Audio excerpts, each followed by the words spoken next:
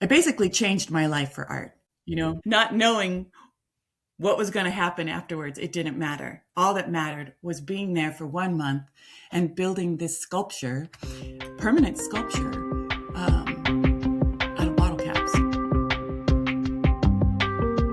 Welcome to Travel, Create, Repeat, where we talk with fellow artists, writers, and performers about travel and creativity. I'm Roxanne, and I'm an artist nomad who's been traveling full-time since 2017. Today's podcast guest is Alea Bone, a multimedia artist, a painter, as well as a sculptor, working with found objects and creating one-of-a-kind work. Today, we're talking about the transition, moving from one place to another, and the impact that has on an artist's work. We're also talking about how travel informed Alea's desire to find her forever home. Alea. Good morning.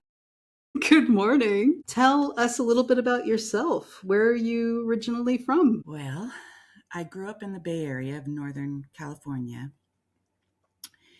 and spent my 20s in Yosemite National Park. All my friends went to college and I went to Yosemite and liked it so much I stayed there for about 9 years. And then I moved to Portland in 95 to attend art school at the Pacific Northwest College of Art. Later in life, I was about 27 at the time. Late bloomer. Spent 27 years in Portland, got married, bought a house, had a kid, raised that kid, and now I'm here. Starting a whole new chapter. Wow, so awesome. Yeah, I wasn't sure how long that you'd lived in Portland. I remember you talking about being from Yosemite a while back and working as in the parks, I think, right? I worked for the concessionaire. I went up originally to work to try to get on with the Park Service and do trail crew or something like that. But I briefly was in the California Conservation Corps and discovered that I really liked working, doing hard labor, in the woods. It was just something that really worked for me at that time. And so that's what I was hoping to do in Yosemite, but it proved to be a little more complicated. So I ended up getting a job with a concessionaire and doing a variety of different jobs. I was a tour guide. That was really fun. I was a ski lift operator. I worked for employee recreation. It was just a blast. And then I ended up finally at the Ahwahnee Hotel doing fine dining where the good money was. And it gave me all day to play, ride my mountain bike, jump in the river, rock climb, and then go to work for a few hours at night. And it was just a great lifestyle. And I really liked living in that environment, stepping out my front door and looking up at Yosemite Falls and Half Dome. And it was just, I felt so spoiled to live there year round. And it was really, really hard. It almost felt like breaking up with a lover when I decided to leave to go to art school, but I needed to do that. And I chose Portland because it was a city, that had an art school, but it was still close to the mountains, to the ocean, to the rivers that I loved so much. So it seemed like a winning combination. And that was a good life too for 27 years. Wow. I think I remember you mentioning that you worked a corporate job. Like, was that in Yosemite or was that in Portland? That was in Portland. After I graduated, okay. I had, student loan debt that I had to pay off. And so I couldn't just start painting and being a freelance artist. I had to pay the bills. So I ended up working for a reprographics firm called Precision Images. Someone once said it was a glorified Kinko's. Which I thought was a hilarious way to describe it and pretty accurate, actually. But I did large format digital printing and color correction and a little bit of graphic design. And I did that for about 9 years until the big recession. I think it was 2009 when I got laid off with a whole bunch of other people. And that's when I decided to try to make a living as an artist, which was a major leap of faith. So good. Yeah. So one of the things that I also love about you is you're skilled in all these different mediums like painting and working with found objects and sculpture. Like you just it seems like you're good at everything. And one of your signature things that you use a lot are the bottle caps and beer cans. And I'm wondering what you drew you to use those, or if there was there like a an experience where it was just like an aha moment, like, oh, I've got to use this, or you saw some other artist doing something similar, or I don't know, like how did you incorporate that into your 3D work? I don't know. Let's see. So I originally set out to be an illustration major. Well, I did major in illustration. So I chose illustration because I used to draw obsessively when I was younger, and I enjoyed painting, and commercial art just seemed like a responsible choice as an older student, trying to be practical and figure out how I could make a living. And then as I started exploring illustration and, looking through Rolling Stone magazine and the Atlantic Monthly and all of those publications that hired freelance illustrators back in the day, I really gravitated towards the unusual artists who were doing something other than just straight drawing and painting, incorporating three-dimensional objects. There was this guy, Paul Davis. I don't know if anybody has heard of him, but he was one that first inspired me. He painted on really gnarly old wood, and I loved that texture. It just totally spoke to me. And so that's one of the first things I did for my thesis was I did a series of paintings on funky old plywood. And then I started incorporating found objects onto my paintings, very similar to what he was doing. And it's just something I ran with. And then living in Portland, I was trying to find a way to set myself apart from everyone else, like what was going to be my thing. And we used to joke that my ex-husband and I moved to Portland for the beer. Since Portland's known as Beervana, and that was our favorite pastime, was to go to brew pubs and drink good beer. And that was before everybody had moved over to the big can craze. Most beer was still being bottled at the time, and there was a plethora of bottle caps everywhere. And so I started playing around with bottle caps, and I thought, I'll be the bottle cap artist or the beer artist. There doesn't seem to be anybody doing beer art, beer themed art. And that just was a no brainer to me. It seemed to make sense. Living in Portland, make beer art. So that's how I first started doing it. I love that. Especially the idea of what are people not doing? How can I set myself apart? I feel like to me that sounds like finding your voice as an artist, like your signature, your thumbprint, like the thing that makes you unique. And I try to do that as well. Like I just really appreciate that. Yeah. And I have kind of a weird question. Okay. I have a weird question. I have another artist friend who I also would love to interview at some point, who becomes different people when she paints or when she does her work. And sometimes artists can have like an alter ego or a persona or something. And I'm wondering if you have any thoughts on that, like an alter ego that would inspire creating work. That is such a fascinating idea. And what the first thing that came to mind when you said that was when I was working on my thesis, I did a series of women in rock. And because I wanted to be a freelance illustrator, I wanted to have my work in Rolling Stone was the big dream, or do CD covers and book covers and things like that. But I was really music focused. And so I chose a different female musician from each decade to paint.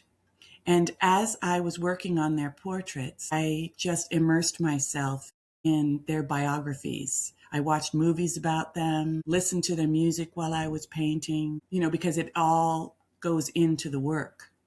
And I tried to channel them as best I could, Billie Holiday, Peggy Lee, Janis Joplin, Patti Smith. So I did sort of cosplay a bit while I was working on those portraits. I love I don't that. do that. I don't do that so much anymore. And that might be fun to do again. Kind of a superhero thing there. This elevating women too. I love that. You know, us supporting each other as women Oh, is for is sure. really great. One of the things along the same line, I really love your luchador series, and it Hmm. feels very powerful. Like the masked women fighting, they're all badasses, and I remember buying one, and I at first I thought it sold, and then I found out that I actually got it, or you saved it for me or something. That was like a while ago. I saved it for you. I wanted you to have that. Yeah, That I love that. I thank you. I really did have fun with that series. So I went from bottle caps and then the can craze happened and I moved into beer cans. Was playing around with cutting them up. It's basically collage with metal and they're really easy to cut, the aluminum. And so I would paint the face and then nail the beer can mask on top of the painting. And that was a fun way of mixing the painting with the found objects. Not quite three-dimensional, but it did give it this extra element. And it also had this metallic nature, which really pops. And I liked that. But for sure, it was very empowering to represent these badass women who are fighters, we've all got that side of us and it's important to be in touch with it. Yeah. There's so much I could say. I really love it.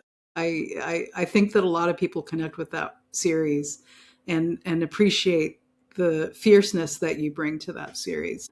Thank you. I continue to return to it. It's been I think it's been 10 years since I started it, and it's something that I continue to go back to. And I just recently did another one completely different. I did a leather mask with found object, pieces of leather from purses, shoes, old boots, things that I get from thrift stores and swap meets. And I hand sewed it, which was very challenging, and then placed it over a painted piece.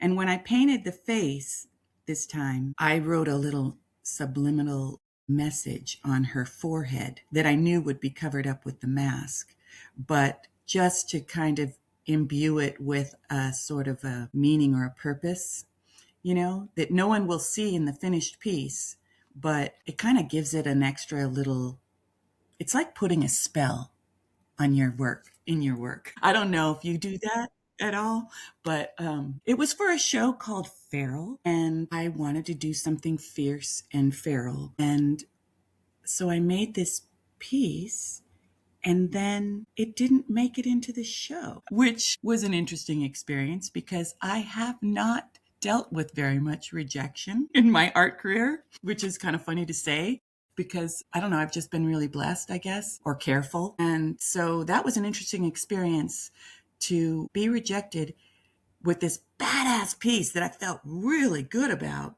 which I thought was a total shoe-in. And I had to sit with the idea that somebody else didn't feel that it was appropriate or whatever, and all the feelings that come from that. Okay. Before your move from Portland, you took some trips to Los Angeles, my hometown. Mm-hmm. From your experience, how would you compare Portland to Los Angeles? Whoa, worlds apart. Um, at the time, I mean, all these big cities are being gentrified now and sort of homogenizing and becoming very similar.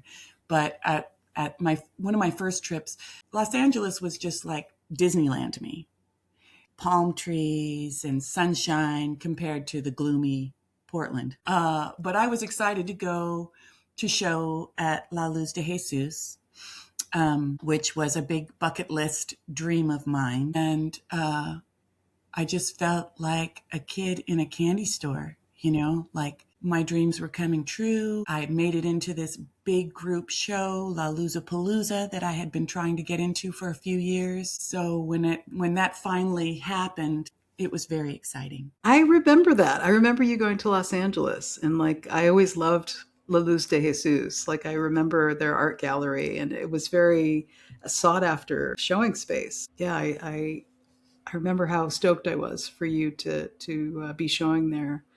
Thank you. Um, yeah, and we're gonna transition a little bit to the desert, but before we do, I wanted to ask you if you ever miss the Portland art scene, or do you, or maybe you still feel attached to it or part of it, or maybe missing friends there. How do you feel about? What I miss the most is it's spring right now. And spring in Portland was so incredible with the cherry blossoms and all the magnolias and dogwoods. And I had an incredible garden that I cultivated over 20 years, full of daffodils and tulips. And it was so green and lush, and it explodes in the spring. And I lived for that and all the fragrance in the air and everything. And I used to hike a couple times a week in the Columbia River Gorge with some good friends. And I yearn for that. I do miss that because it's so entirely different here in the desert, which I chose. And I'm at peace with that. I do miss my friends, but we're in touch almost daily on Facebook. And I have these little chat groups with my besties, with Heidi and Stephanie and Anna. We still talk regularly and find ways to see each other. So I am at peace with the move, with the lifestyle change. It was time. I was ready. I have never regretted it, not for 1 second. It was a major, major change of scenery, of distance. I'm 1,000 miles away now, and it's in a lot of ways, it feels like being on another planet, but I needed that. So here I am. When you talked about coming from Yosemite and working in the mountains in nature, you've come from all these different natural places, the forest and mountains, and then Portland with the coast and also mountains, and now the desert. Like you're experiencing all these different climates, and I'm sure that has had an impact, on you and maybe even what you make. Do you feel that it has in some ways? I think that is still coming. I don't consider myself a desert artist yet, but I think that is forming inside me. I'm still in transition.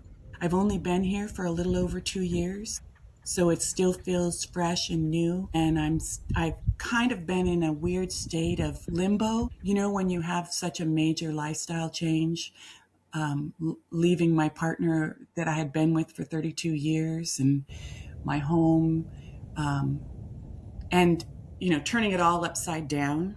When I came to Joshua Tree, I brought a carload of bottle caps. I had more bottle caps in my car than personal possessions. So I wonder, like you travel with so little. You just have a few suitcases. You leave all, you had a big house in Portland and a big, beautiful garden as well. And you left all that behind, and you strip yourself down, and you learn to live in a completely new way. And that's what I'm still doing. I'm still figuring it out. I did go back and get most of my stuff and bring it down, but then I had to put it in storage because I'm renting and I'm still looking for my forever home.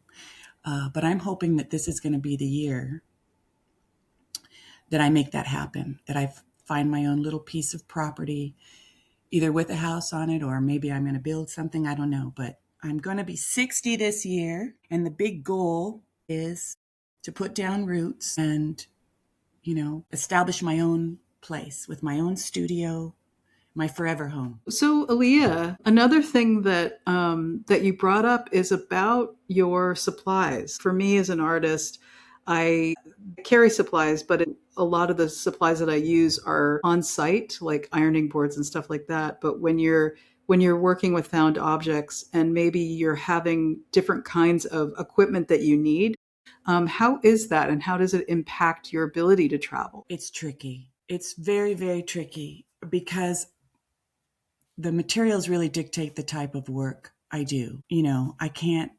I'm not just painting on canvas. I am using, all this tin and metal and beer cans and bottle caps and wood and all this stuff that's really, you can't travel with that. You're really limited. So it's important to have a place where I can stockpile a boneyard, of all my junk that I need to rummage through in order to make something. And that's why I think it's so vital that I establish my dream studio where I can finally have a place to stockpile it. Which is one of the things that led to my divorce, that my ex didn't appreciate all my junk. We just didn't see eye to eye on it. So I need to have a place where I can have access to the tools and the materials. And that makes it hard to travel or to do retreats or residencies anywhere else. That does make a lot of sense. And I miss having that space that's just my studio space. That's just a room that I can just leave a mess and like really spread out and have lots of stuff. Like that is something I can't really do living this way.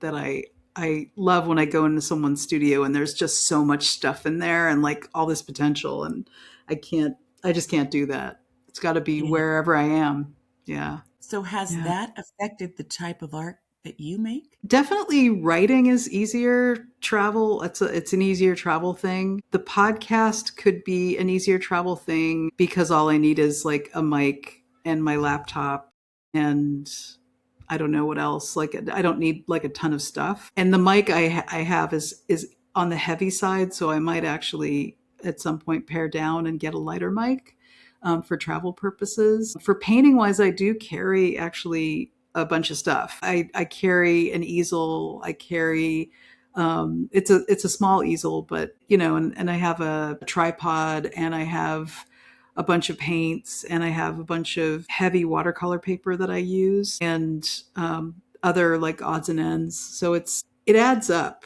Like it takes up weight and space pretty quickly. Mm-hmm. It's so interesting to think about what is what we need in order to do what we want to do. Yeah. Materialistically, what can it just really puts the focus on our tools, what we use to express ourselves, and how much space do they take up? Yeah. It's it's a constant challenge. It's a constant challenge, and it probably does dictate what you make and how you make it. And it puts you into this different mindset. That's Yeah. that.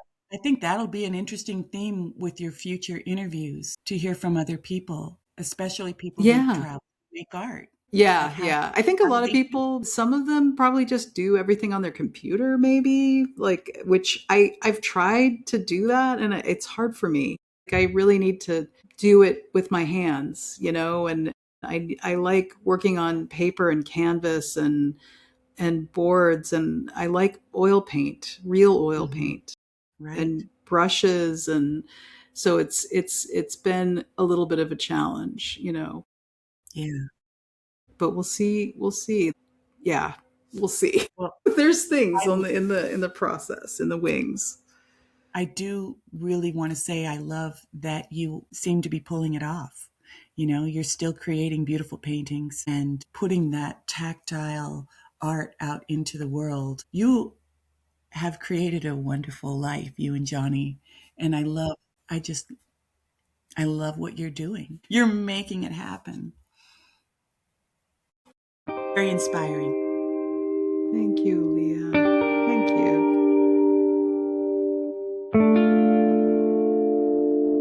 You now live in Joshua Tree. Ironically, me and my husband Johnny, we used to go to Joshua Tree on the weekends as our getaway. When we lived in Los Angeles, we'd Mm, go there, maybe like once a month, once every other month. We'd go to some crappy motel and then just spend the whole day in Joshua Tree Park. mm. We have friends who got married in that old town in Joshua Tree, the famous music bar. It's um, Pioneer Town. And you're yeah, referring Pioneer to Town. Yeah, you're referring to Pappy and Harriet's.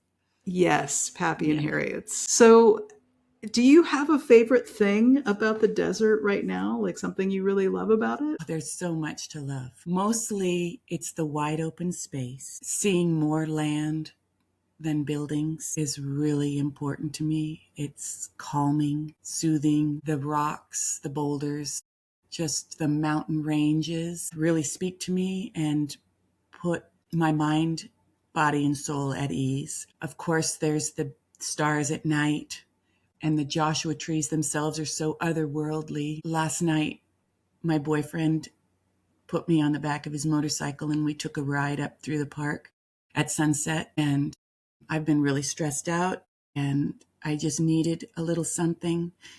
And that was the perfect medicine, just to ride through the park at sunset, see those trees. I mean, it really does feel like traveling to another planet because there's no other place like this on Earth. And I don't know, I just really connect with the land. It's been a theme my whole life. It's something that really grounds me. So, and the wildlife. I love seeing roadrunners in my front yard and the little bunnies that come through and quail that scurry through. Hearing the coyotes at night, it's really special. Hmm. I have all these images when you describe all of that. I can see it. I can see it really clearly because I've Mm. spent time there. Do you have any future travel plans? Well, when I first got divorced, I thought I am going to travel the world, because those were things I didn't get to do as much before. And so now I had the opportunity. Now that I'm free, I can go and do whatever I want. But I'm really focused on finding my land and putting down roots right now. I do like to live vicariously through you. And my landlord, she has a place in Italy that she spends part of the year in, and she's also just spent this winter in Oaxaca, and that all just sounds so glorious and romantic. But I think right now I'm okay with just living vicariously through you guys. That feeds me enough. My focus right now is finding my own place here and making that happen. And that sounds wonderful, actually. Sometimes I'm traveling around a lot and sometimes I miss just being in one place for longer than, 3 to 6 months. Yeah, I remember a few years ago you were, I don't know if it was an art project or just something you were thinking about, but you were talking about the concept of home and what that means and what that looks like for people and for you. Like you were redefining what that means for you and Johnny, a sense of home. Is it a place or a feeling, a thing, or, what is it?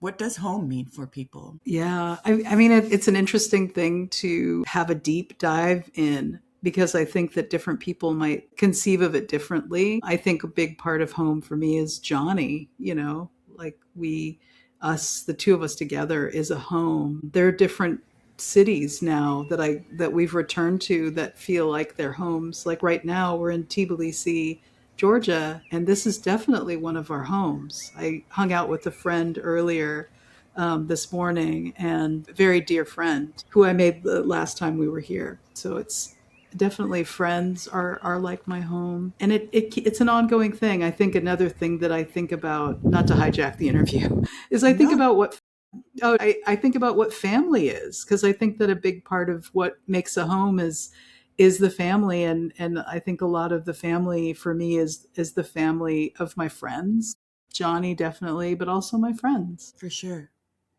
We need connection. And it's interesting in this day and age, connection, I mean, physical face to face connection, of course, is so vital.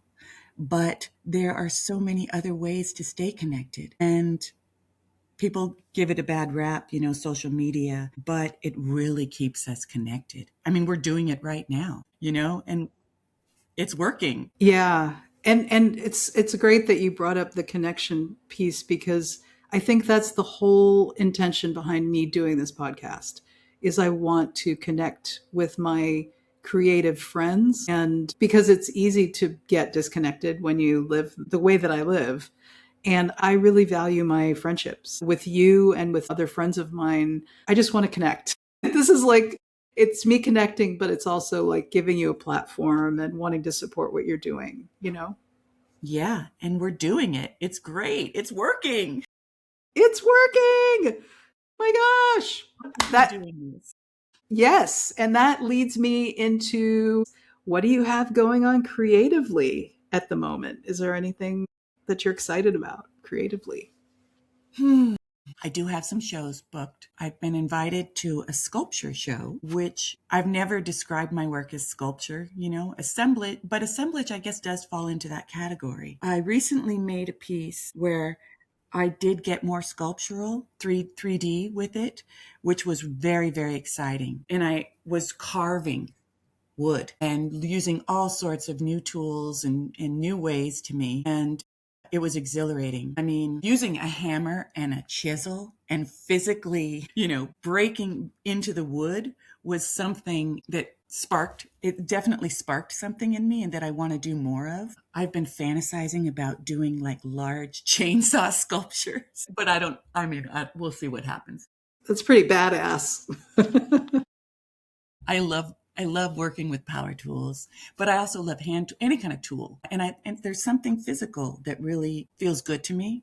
My work is so physical. It's the act of cutting up metal with tin snips and shears and nailing it to wood. This piece I recently completed, it was two snakes intertwined, sort of yin and yang, a black one and a white one, and I cut out hundreds of scales out of leather, tin, and fur, and all sorts of different materials, and then nailed them to the wood that I carved, the form. But man, my hands were killing me. And I have to be careful about that because I am getting older and I have to find easier ways to do things. But there's something about that challenge and that physical aspect that I enjoy. So anyway, I did this piece. It was something very, very different and almost cathartic. But you know what happens when you complete something, a journey like that? It took about a month to complete. There's this, I don't even know the word for it, this hangover you get when you finish a big piece like that, where you just, whoa, takes everything out of you. And then you're like, now what? Like I've just gone to this other level that was new for me. And now I'm like, what do I do now? What's the next thing going to be? So then I was invited to this sculpture show and I'm trying to figure out what I'm going to do. And I'm still forming those thoughts and finding my inspiration. And I'm in that percolating stage. Nice. Yeah, and it's interesting because what I've noticed about your work is that sometimes I can see how you're connecting to the world with your work, celebrating beauty like the butterfly series, that kind of transformative beauty. And probably you have different ideas about that specific body of work, but also commenting on things going on in the world that we're resisting and all the powerful women, the luchadors being fierce. Well, that's why I gravitate towards butterflies because they are fierce yet fragile at the same time. They're so resilient and their migration, they travel so far and they overcome so much and everything they represent about transformation, which makes so much sense with what I do with recycled found objects, repurposing things and giving them new meaning, new life. I will always return to butterflies. They are my spirit animal and they represent so much personally for me that I'm still discovering. So that's a theme that is dear to my heart. I love it. Alea, for my last question, I'd like to ask about the artist retreat you went on in the desert between moving from Portland and settling in Joshua Tree. What stands out for you before, during, and after the retreat? Well, that was the catalyst that brought me to the desert. I was invited to participate in, I believe I was the second artist in residence at the Highway Sanctuary. Stephanie was the first. Maybe? I'm not sure if I have that right. But it was a newly launched project here in Flamingo Heights, just outside of Joshua Tree, and started by Shrine on Brent Allen Spears. And it's an evolving sculpture park, I guess you would call it, made out of recycled materials. And anyway, it was everything I've always dreamed of. And so I was super excited to be invited to participate. I've never done any kind of a retreat before. Or residency. So I had no idea what to expect. Since I'm a mixed media artist, I brought my bottle cap collection. I stuffed my car full of all my bottle caps. I couldn't bring them all, but I brought as many as I could. And it's funny, I had just left my husband, and I was kind of floating as a free agent. And so I packed up the car, drove down here with no idea of what was going to happen afterwards. I just knew I had the opportunity to come down here and do a paid residency to make art, which felt so extremely validating and empowering. And so I jumped on it. I basically changed my life for art, not knowing what was going to happen afterwards. It didn't matter. All that mattered was being there for 1 month and building this sculpture, permanent sculpture, out of bottle caps. It sounds so crazy. So I built this 7.5 foot tall, basically a bird cage, and it's interactive. The idea is you go in to the cage and you contemplate all the different ways we tend to hold ourselves back or let other people maybe hold us back, all the different ways we tend to compartmentalize and box ourselves in. After you have your little contemplative moment, and when you're ready, you push through the beaded curtains of bottle caps and release yourself and set yourself free. And then when I had to come up with a name for the thing, I had been calling it a bird cage, but decided that had sort of negative connotations, and I wanted it to be an uplifting experience. And the shape of it sort of reminds me of Doctor Who's telephone booth, like a transporter, right? The TARDIS. Yes, that's it. So, it is a transporter and a transformer, but I came up with the name elevator because I like the idea that it elevates you, lifts you up. And so that's my hope, is that people, when they visit, this is right on the road, on a hillside, right off the highway, hence the highway sanctuary, that you can interact with this piece, step inside it, and then hopefully leave with an elevated sense. It'll be different for everyone. So it was a month-long process. I never totaled up how many bottle caps I used.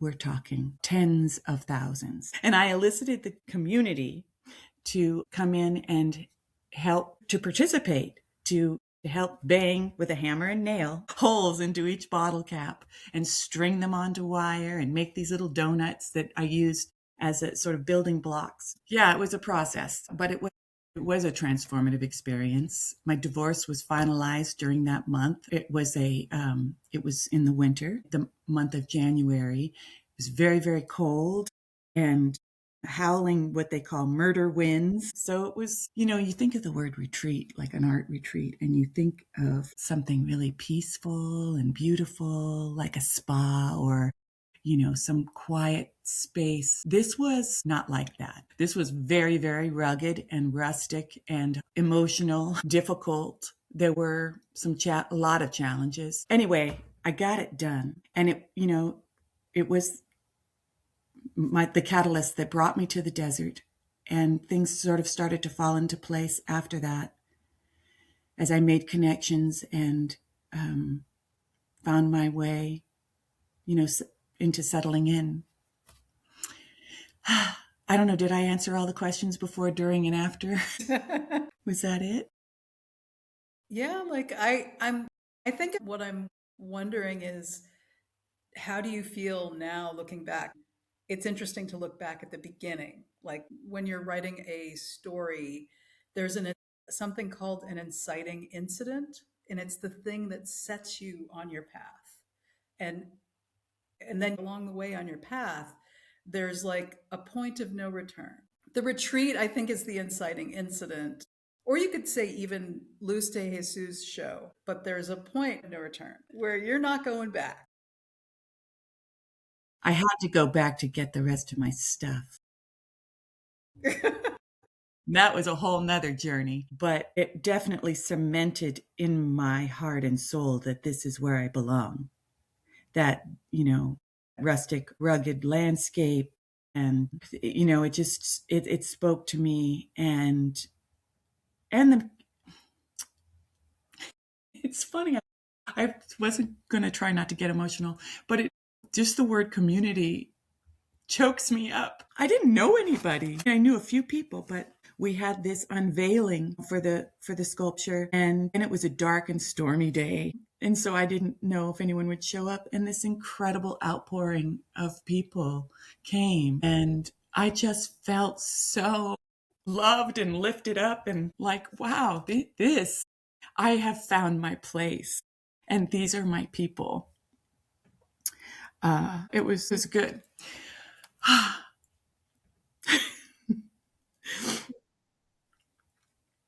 um, One thing I'd like to say is about the retreat versus residency, and what it means and the whole concept. It occurred to me that what I'm trying to do, I still feel like I'm in transition. I still feel like I just got here, even though it's been 2 years, which is crazy to say. I feel like what I'm trying to do is shape my life into a permanent retreat. Do you get that? Okay, I just got some chills because we're talking about finding, like, putting roots down, community, finding home, which definitely resonates for me, even though I'm a nomad. I think living your life like a work of art, like living your life like you're on a retreat, like every day is on retreat. I love that. And it's not like a spa, it's No, actually it's not. work. It's hard freaking work. And, Yes, and it I is. but it's also really beautiful, and I think I love seeing you, hearing you with the emotion behind it, because it feels like you're sharing with me how passionate it is for you. It's the art and it's the community, and I that resonates with me very strongly, because that's what I'm after with this podcast. I'm Yeah. wanting to connect with other artists and have them share with me what they're doing, and I want to connect with them and feel that passion, and you know It's so good, isn't yeah, it? It's so good. That's it what we is so get good. off on. Yes. Yeah. I Oh love my you so much. gosh. I love you too. I'm so happy that you're the first friend of mine that I'm doing this with. Like, I've done it with Johnny, but I feel really happy that I get to do this with you. You get to see me kind of figure my shit out as I'm Hey, as I'm learning we're working to it do out this. together. Yeah, yeah. Yeah. Yeah. Whew. Okay. All right. I So know. we're gonna bring it down and wrap it up. So I just want to thank you again for agreeing to do this with me and sharing from your heart, because I feel that, and so before we go, where can people find your artwork? Well, they can go to the Highway Sanctuary and see some amazing things by Shrine and Stephanie Brockway and Prescott McCarthy and Bunny Reese and all kinds of other artists that are worth seeing. It's constantly evolving, and it's quite a beautiful experience. But I'm also on Instagram under Alea Bone, and on Facebook under Boneworks, Bonewerx. And I'll be on the Highway 62 Art Tours, which is the open studios here in the high desert. That's in October, the first 3 weekends in October. Definitely worth a trip to the desert for. There'll be like 250 artists opening their studios. So that's come on down. Excellent. Oh my gosh, I love it.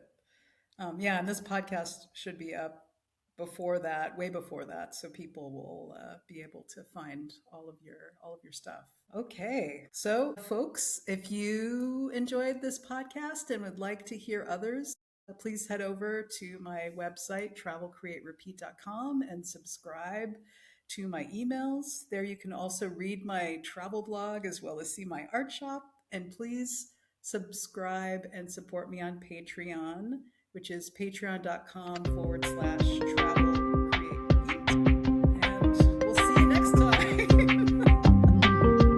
Woo!